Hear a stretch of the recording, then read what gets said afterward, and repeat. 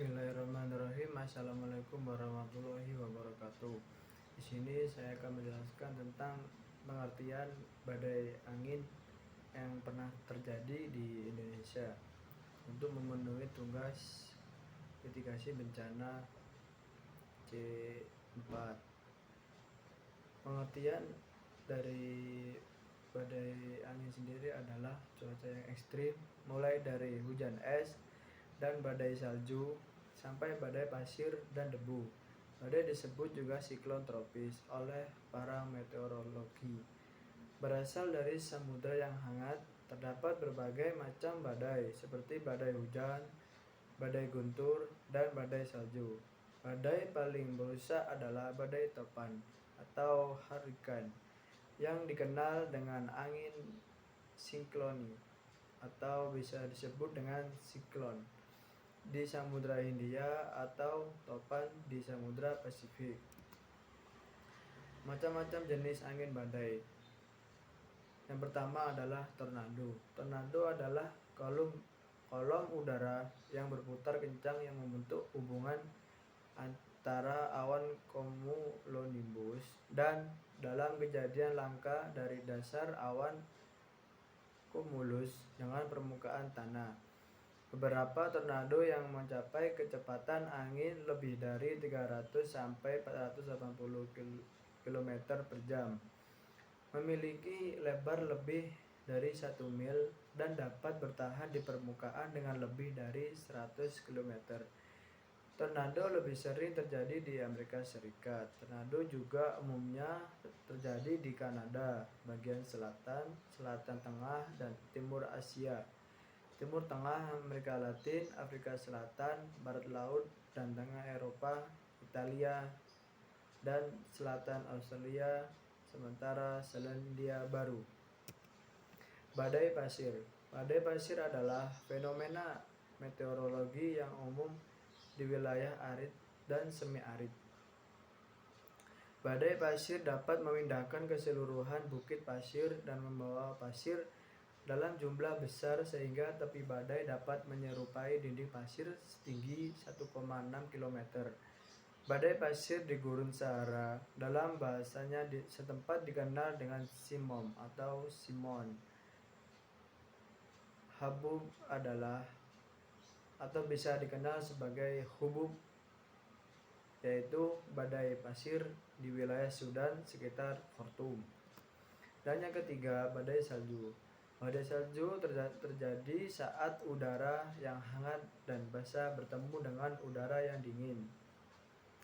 Masa udara yang hangat dan basah dan masa udara yang dingin tersebut dapat mencapai diameter 1000 km bahkan lebih.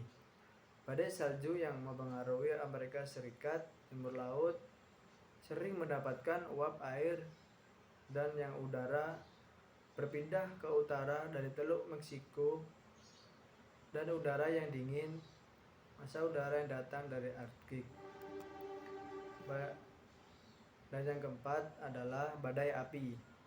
Badai api yang sering biasa disebut dengan setan api atau tornado api merupakan fenomena alam yang jarang-jarang terjadi. Badai api biasanya terjadi dalam kondisi suhu dan arus udara memungkinkan untuk membentuk gerakan vertikal yang berputar layaknya badai tornado biasa. Namun yang unik dalam badai api ini adalah akan berbentuk sangat rapi dan terpisah langsung dari sumber api yang terbakar sehingga memungkinkan pusaran badai api ini bergerak menjauhi sumber api dan membakar area di sekitarnya.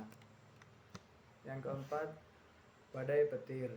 Badai petir bisa terjadi di seluruh dunia, bahkan di wilayah kutub utara maupun kutub selatan sekalipun, dengan frekuensi terkuat di daerah hutan hujan tropis, di mana mereka terjadi setiap hari. Kampala dan Tororo di Uganda adalah dianggap sebagai tempat paling banyak petir di bumi. Gelar ini juga diberikan pada daerah kita, yaitu di Bogor, Jawa Barat, Indonesia atau Singapura, dan beberapa daerah di Singapura. Beberapa badai petir terkuat dan berbahaya terjadi di Amerika Serikat, terutama di Midwest dan negara bagian selatan. Nah, yang kelima, badai matahari. Terkait dengan badai magnetik lubang korona matahari yang merupakan daerah dengan kepadatan rendah pada mahkota matahari, dihasilkan dari matahari aliran berkelanjutan partikel halus dan dengan muatan listrik yang disebut dengan solar angin. Tren ini muncul terutama dari lubang korona matahari dan menunjukkan kecepatan tinggi aliran angin matahari semakin besar aktivitas matahari. Ketika bertabrakan partikel dan komponen yang bergerak cepat dan arus, medan magnet bumi, medan magnet repel beberapa partikel, menghasilkan badai magnetik dari interaksi antara partikel dan medan magnetik bumi. Penyebab terjadinya angin badai. Yang pertama, suhu permukaan laut sekurang-kurangnya 26,5 derajat Celcius hingga kedalaman 60 meter. Kondisi atmosfer yang tidak stabil memungkinkan terbentuknya awan cumulonimbus. Awan-awan ini yang merupakan awan-awan gutur dan merupakan penanda wilayah konvektif kuat adalah penting dalam pengembangan siklon tropis. Dan yang ketiga, atmosfer yang relatif lembab di ketinggian sekitar 5 km. Ketinggian ini merupakan atmosfer paras menengah yang apabila dalam keadaan kering tidak dapat mendukung bagi perkembangan aktivitas badai gundul di dalam siklon. Yang keempat, berada pada jarak setidaknya sekitar 500 km dari garis khatulistiwa. Meskipun memungkinkan, siklon juga jarang terbentuk di dekat ekuator. Yang kelima, gangguan atmosfer di dekat permukaan bumi berupa angin yang berpusat disertai dengan hembusan angin. Dan yang terakhir, perubahan kondisi angin terhadap ketinggian tidak terlalu besar. Perubahan kondisi angin yang besar akan mengacaukan proses perkembangan badan guntur. Ciri-ciri angin badai. Yang pertama, tekanan udara permukaan rendah. Siklon tropis berputar di sekitar daerah tekanan udara permukaan rendah. Dari seluruh tekanan udara pada ketinggian permukaan air laut dan yang terukur, maka tekanan udara ini di daerah siklon tropis merupakan yang terendah. Yang kedua, inti hangat. Uap air yang naik ke atmosfer yang dingin akan mengembun dan melepaskan panas.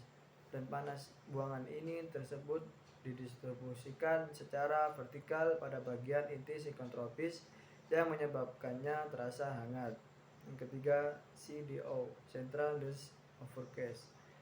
Central Dust Overcast merupakan daerah menyerupai pita melingkar di sekitar inti yang padat akan awan, hujan, dan badai petir. Pada siklon tropis lemah, CDO menutupi pusat sirkulasi sehingga mata tidak dapat melihat. Yang keempat, mata.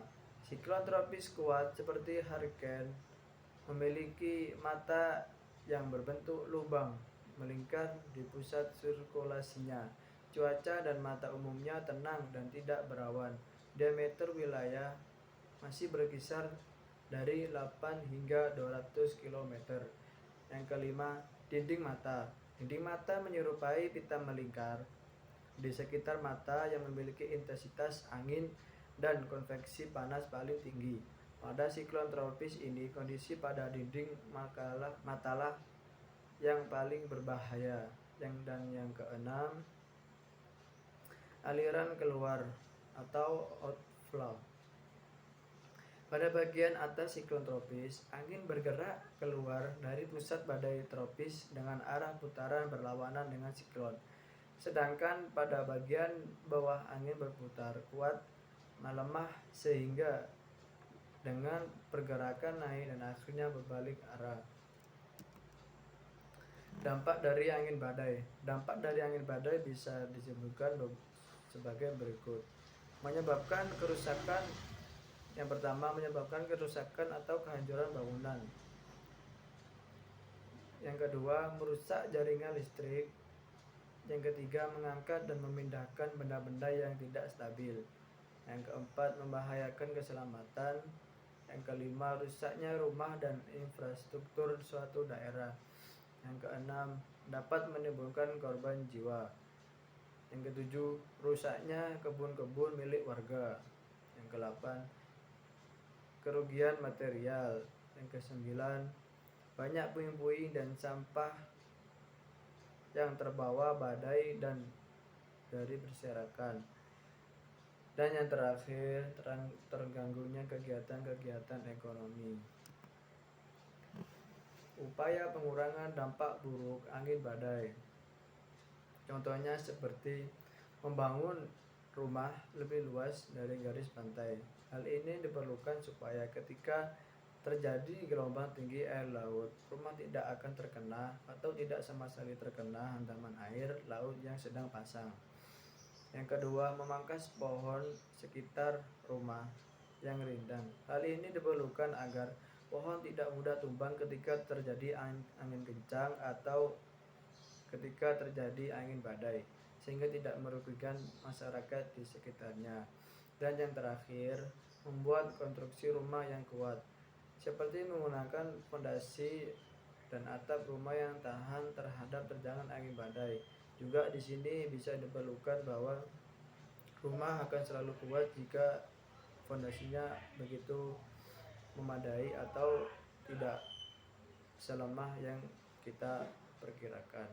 Sudah sekian dari kelompok kami, kurang lebihnya saya mohon maaf. Ihdinas siratal mustaqim. Wassalamualaikum warahmatullahi wabarakatuh. Sejarah angin badai di Indonesia. Peristiwa ini terjadi di Bukit Tinggi pada 29 April 1973 pagi. Siklon raksasa pernah menghancurkan Flores dan menewaskan 1.500 orang. Berikutnya, siklon juga pernah melanda kawasan ini pada April 2002 dan April 2003. Diharapkan bencana di atas bisa memahami kita arti sabar dalam menerima cobaan hidup, dan tidak lebih negara kita dikelilingi oleh banyak bencana. Siklon tropis Roja hingga saat ini pernah mengempuh kota Kupang dan sekitarnya di Nusa Tenggara Timur, NTT atau NTT. Peristiwa ini terjadi pada tanggal 2 April 2021 yang menyebabkan rumah warga rusak disapu badai yang terjadi sejak minggu kemarin itu. Badai hujan angin kencang membuat pohon tumbang dan banjir sehingga sebagai warga tidak bisa mengungsi ke tempat yang lebih aman.